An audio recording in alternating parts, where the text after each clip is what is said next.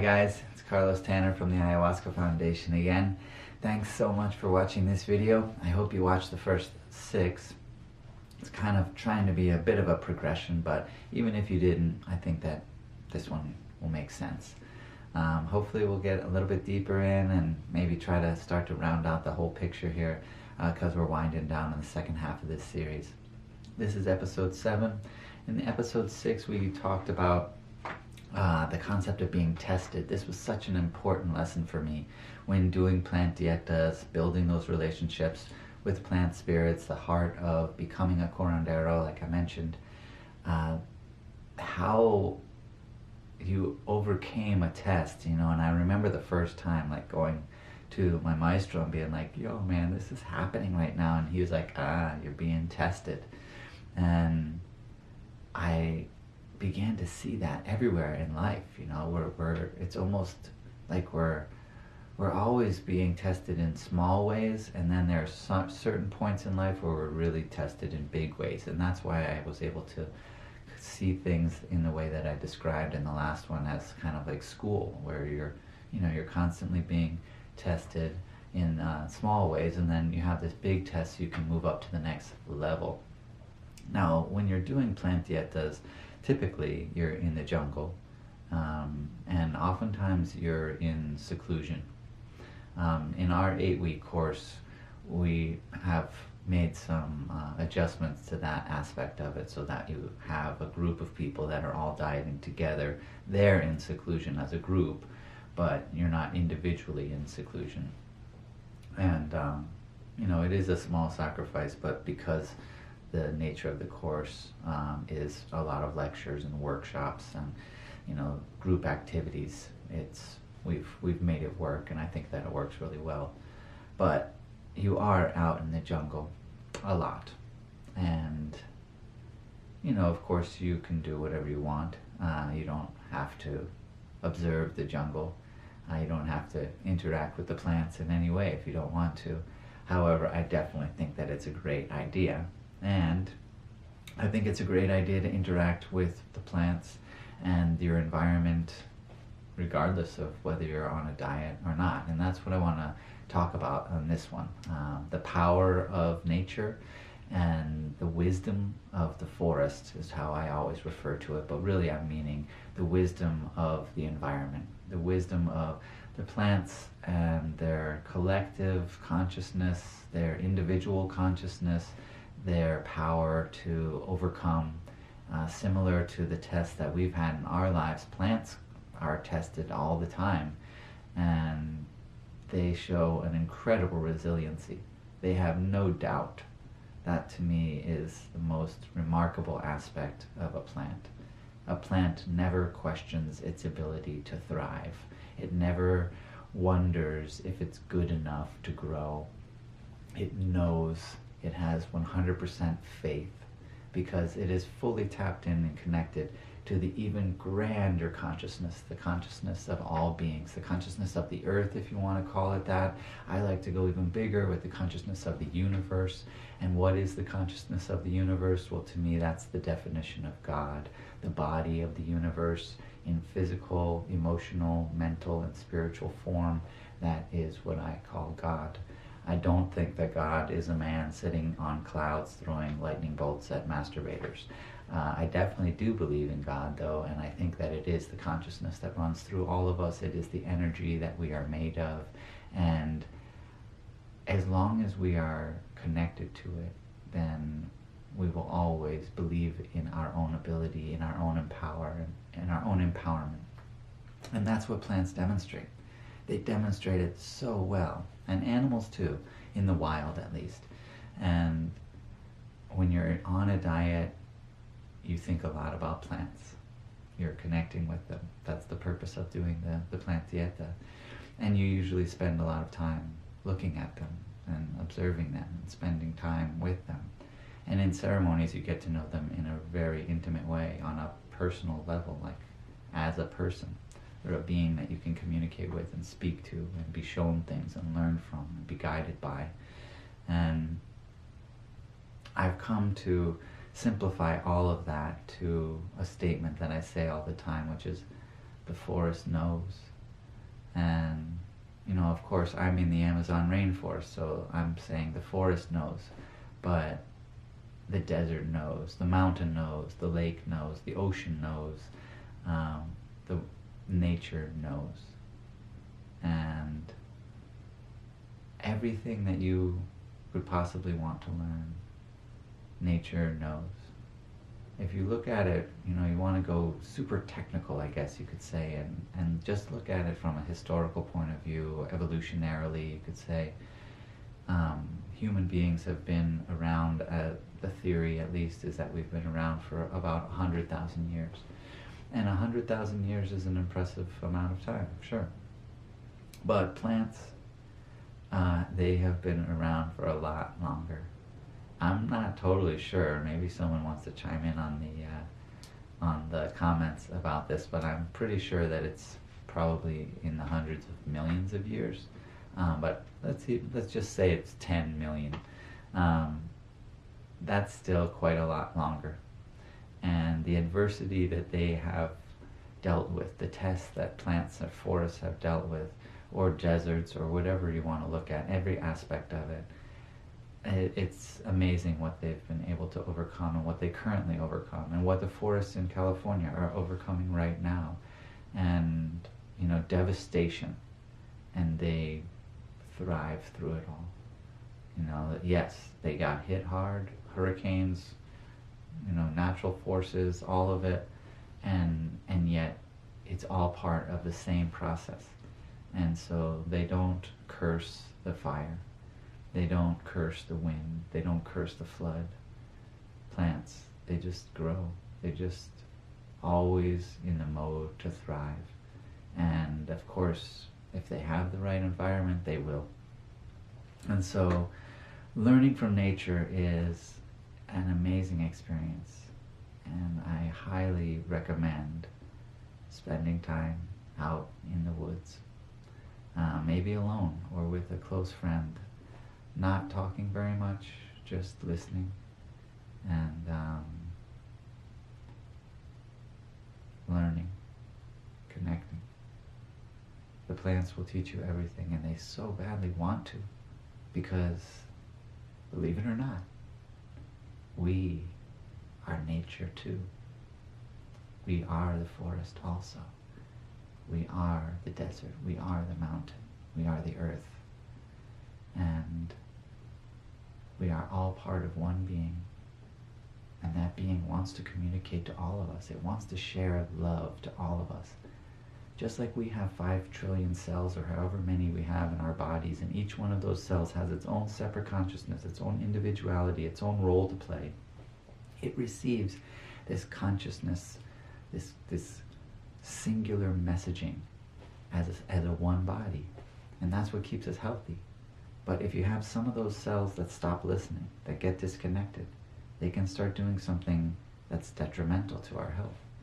And so that's where you want to have this harmony. You want to get everybody together, everybody working together, And I have learned so much from looking at nature and how it cooperates and how it shares. And, we have this concept that competition, the strongest will survive, as if like all the trees are competing against each other and all the animals are competing against each other. And it's obvious, to see that if you look at it as a way of interpreting it.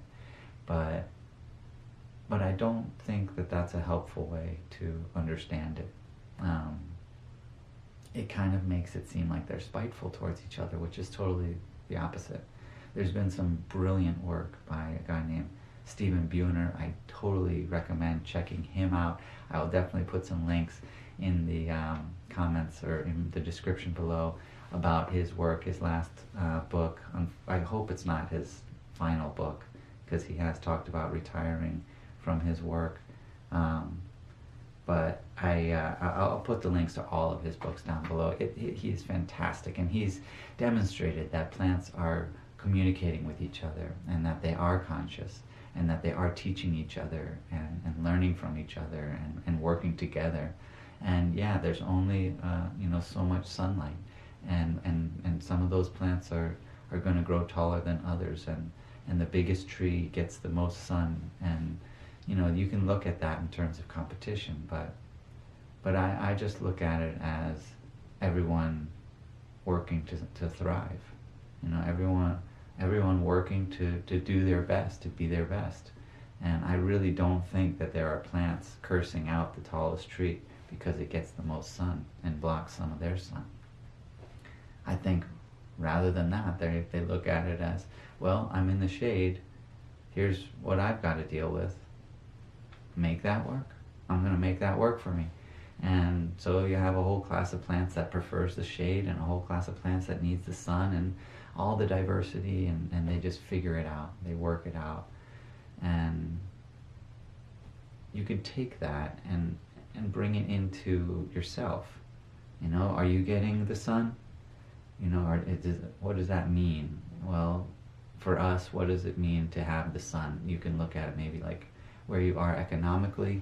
Yeah, there's the biggest trees are making the most money, and they're leaving me in the shade.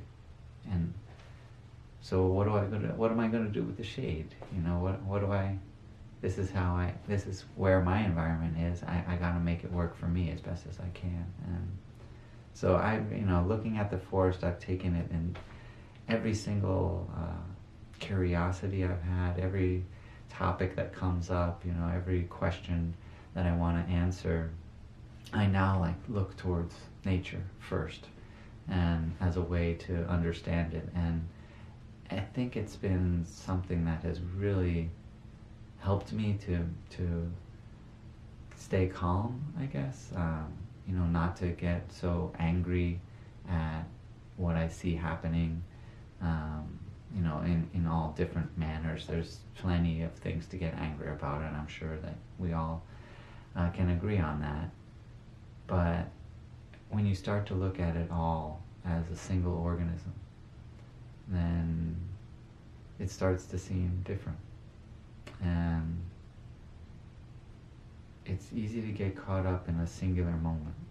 And I'm not saying that the forest fires or floods or hurricanes or things that are devastating should be celebrated.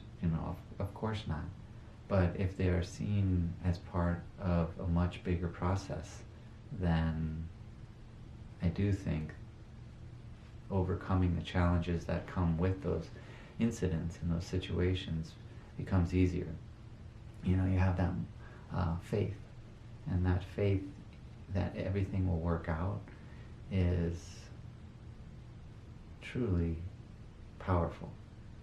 I have something that I say to all my employees and everyone on my staff, because we have 30 people that work with us in the 3 different centers, and there's always something that needs to get attended to. Sometimes those problems can seem large in our minds, at least at the time. And building that last research center, the research center that we built, was this epic project in the middle of nowhere, with no road access, and just a crazy thing to accomplish, really. And the whole time I just tried to remind myself it'll all work out, because that's been a super powerful lesson as well. If you can look back in your own life and think of all the problems that you've had, I bet that they've all worked out. And if you still have some that haven't worked out yet, they will. Based on how things have gone, they will. Everything will all work out.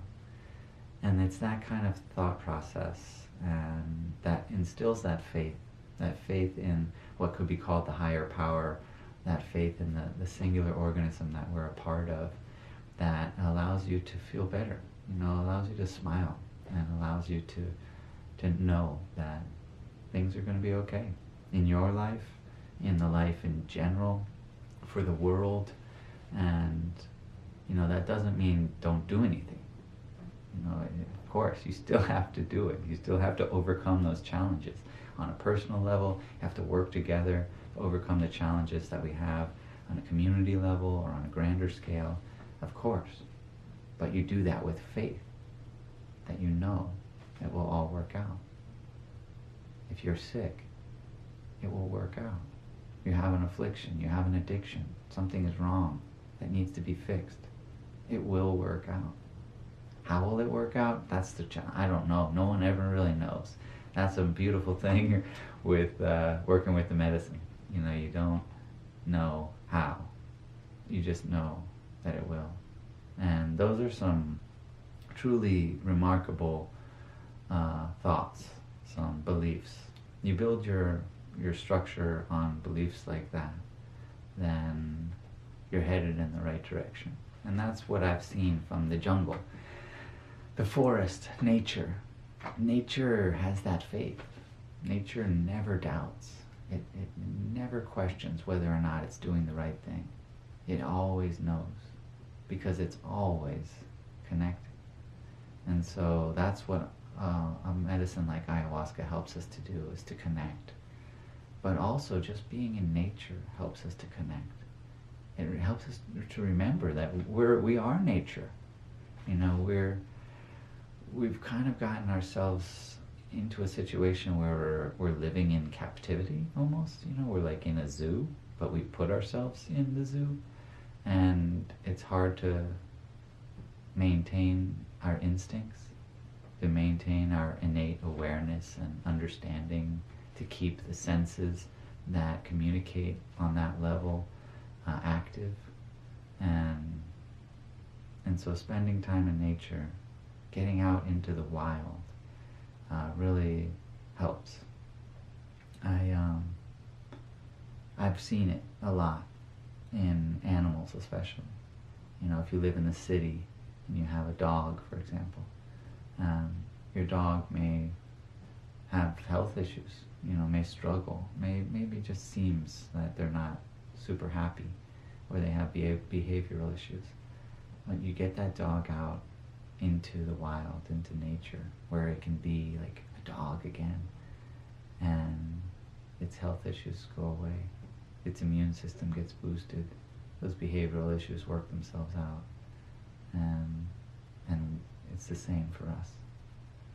So this episode, the message really is, nature knows, and you are nature. And so connecting with nature is really the most powerful thing we can do to bring about health, to bring about harmony, to understand politics, to figure out the environmental concerns we have, protection of animal species, how we should eat, what we should do, medicines, they're all there. You know, you can watch what animals do when they get sick, because animals do get sick sometimes in the wild, but they know what to do, and we can know too.